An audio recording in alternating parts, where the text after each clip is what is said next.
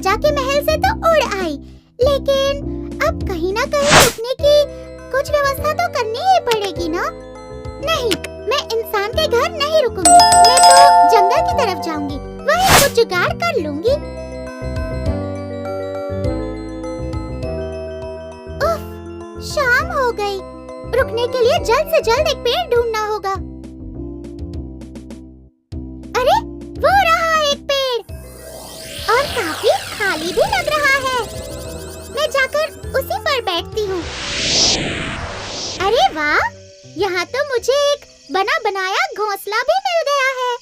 अच्छा ही हुआ, मैं अब सो जाती हूँ।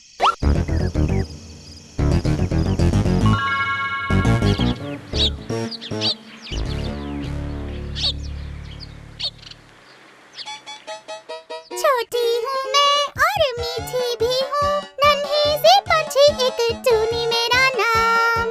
छोटी हूँ मैं और वाह, मीठी भी सुबह हो गई। ये आवाज तो किसी चिड़िया की लग रही है। आह, लगता है एक बढ़िया सी छोटी सी चिड़िया आई है। आज रात तो मैं इसे खाकर ही रहूंगा। चलो अब जाकर कुछ खाने का जुगाड़ कर लेती हूँ, फिर लौटकर इस घोंसले को अच्छी तरह सजाऊंगी।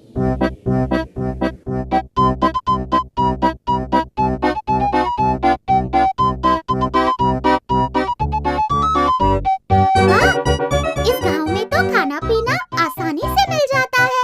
लगता है काफी अच्छे गांव में आई हूँ। अरे ओ छोटी चिड़िया, तेरा नाम क्या है? पहले तो यहाँ कभी नहीं देखा। अरे कौवा भैया जी, मेरा नाम टूनी है, बस कल ही यहाँ पर आई हूँ। अच्छा, तो इससे पहले कहाँ रहती थी और यहाँ आकर कहाँ घोंसला बनाया है? इससे पहले मैं राजा काका बुका के बगीचे में रहती थी और यहाँ पर मैंने जंगल की शुरुआत में उस बड़े से पेड़ पर अपना घोंसला बनाया। क्या कहा? जंगल की शुरुआत में बड़ा सा पेड़? अच्छा, क्या उस पेड़ के नीचे एक बड़ा सा सुरंग है? उस पेड़ पे और कोई चिड़िया भी नहीं रहती होगी, है ना? सही कहा आपने, लेकिन वहाँ कोई और चिड़िया क्यों नहीं रहती? क्या पता, लेकिन पहले क्या? नहीं, रहने दे, तू सुनकर डर जाएगी। कौवे भैया, आपने मुझे वैसे भी काफी डरा दिया है, अब पूरी बात बताइए ना। दरअसल पहले उस पेड़ पर बहुत सारे पंछी रहते थे, लेकिन फिर धीरे धीरे पंछी कम होते गए वहाँ से। किसी को खबर नहीं थी कि कहाँ गायब हो रहे थे सब। सबका कहना था कि उस पेड़ पर एक भूत है जो सब पंछियों को ले जा रहा था। उसके बाद धीरे धीरे पूरा पेड़ खाली हो गया और कोई नहीं बचा। ओह, तो ऐसी बात है। वही मैं सोचूं, इतने बड़े से पेड़ पर और कोई है क्यों नहीं। अच्छा, आज के लिए मैं चलती हूँ भैया, देखती हूँ कल ही वो पेड़ छोड़कर कहीं और चली जाऊंगी। संभल के रहना प्यारी चिड़िया। कौवा भैया ने जो कहा सुनकर तो डर सा लग रहा है। अकेले कैसे रहूं?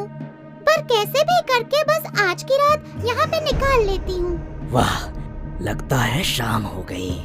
अब जाकर उस चिड़िया को खा लेता हूँ। नहीं, मन में बड़ी घबराहट सी हो रही है। अच्छा, एक बार जरा पेड़ को चारों ओर से घूमकर देख लेती हूँ।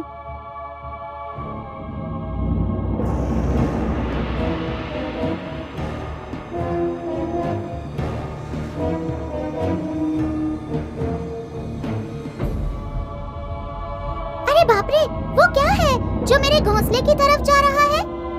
अरे बाप रे, ये तो एक सांप है।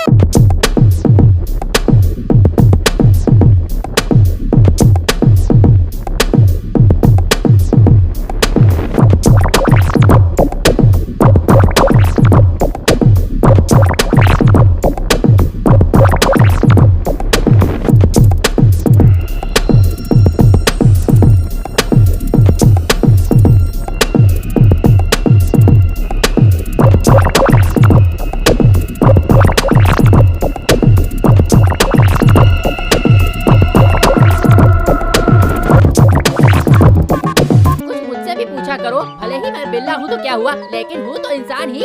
हफ्ते में 2 दिन मछली मिल जाए, 1 दिन मीट मिल जाए, फिर दूध दो, तब तो खाने में मजा भी आए। पता नहीं भिखारी लोग बिल्ला क्यों पालते हैं, समझ नहीं आता। और पूरी दुनिया में गाएंगे कि हमने एक बिल्ला पाला है, ये भी कोई बात हुई? अरे ये क्या है? एक छोटी सी चिड़िया बार बार उस बैंगन के पेड़ पर जा रही है। ये करना क्या चाहती है? जाकर देखता हूँ आखिर माजरा क्या है। अच्छा ये बात है, बैंगन के पेड़ पर अपना घोंसला बनाया है इस टुनटुनी चिड़िया ने।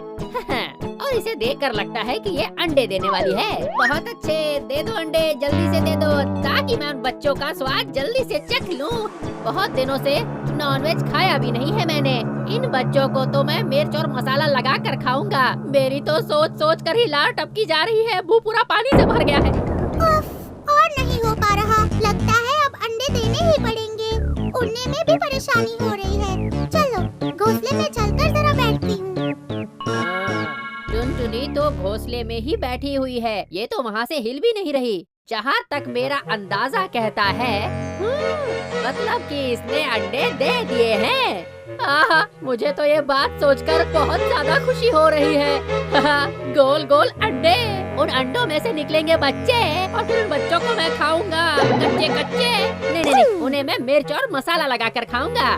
बस एक बार ये टुनटुनी अपना घोंसला छोड़कर उड़ जाए, फिर ये अंडे नहीं बचेंगे मुझसे। अब जब अंडे दे ही दिए हैं मैंने, तो मेरा उड़ना फिरना बिल्कुल बंद हो चुका है। बस ध्यान से अंडों पर बैठकर उन्हें गर्म रखना है। लेकिन कुछ दिनों से देख रही हूँ ये बिल्ला मुझ पर और मेरे घोंसले पर नजर रख रहा है।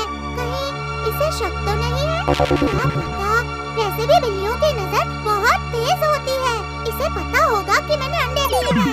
अरे ये टूनी चिड़िया मुझे इतना घूर घूर के क्यों देख रही है? कहीं इसे मुझ पर शक तो नहीं हो गया कि मैं इसके बच्चों को खाना चाहता हूँ? ये टूनी वैसे है तो बहुत चालाक। इसकी शक्ल देखकर ही पता लगता है कि ये बहुत चतुर है। ना ना ना ना, अब और नहीं ताकूंगा उसके घोंसले पर, नहीं तो इसको मुझ पे पूरा शक हो जाएगा।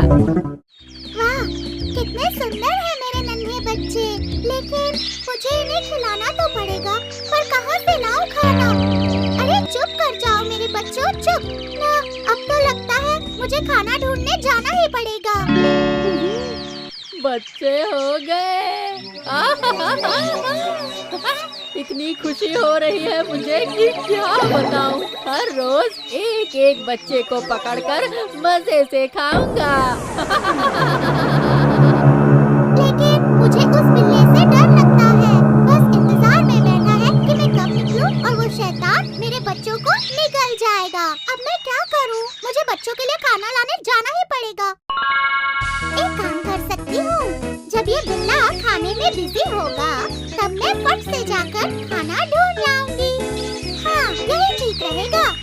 चुप करो बच्चों, मैं ला रही हूँ, खाना ला रही हूँ। बस कुछ देर रुक जाओ मेरे प्यारे बच्चों।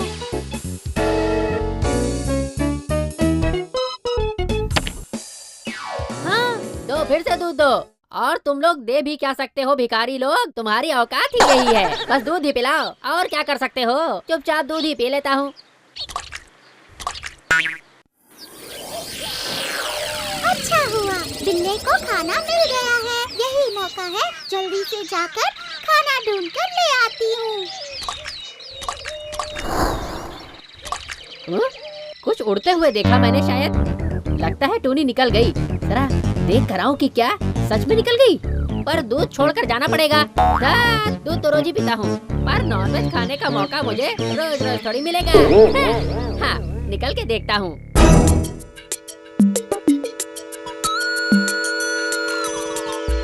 अरे टूनी तो है ही नहीं यहाँ, पर बच्चों की आवाज तो सुनाई दे रही है। इसका मतलब निकल गई वो। अभी है सही मौका, झट से जाकर फट से निकल जाऊंगा एक एक चूजे को। धत, ये तो लौट आई। जय श्री राम कहकर कूद जाना चाहिए था। अपने गुरुजी को याद करने के चक्कर में लेट हो गया मैं। एकदम सही वक्त पर लौट आई हूँ मैं। वो शैतान बिल्ला मेरे बच्चों को खाने आ रहा था। टुनटुनी कैसी हो? नमस्ते महाराज। शैतान बिल्ला। अरे वाह, ये तो मुझे महाराज कह रही है। वाह वाह वाह, बहुत ही बढ़िया। ठीक ही हूँ, दिन रात दूध में नहाता हूँ मैं तो। वैसे तुम्हारे तो बच्चे हो गए हैं, है ना टूनी? ओहो महाराज, आपने मेरे बच्चों को वहाँ से देख भी लिया? नहीं, मतलब बस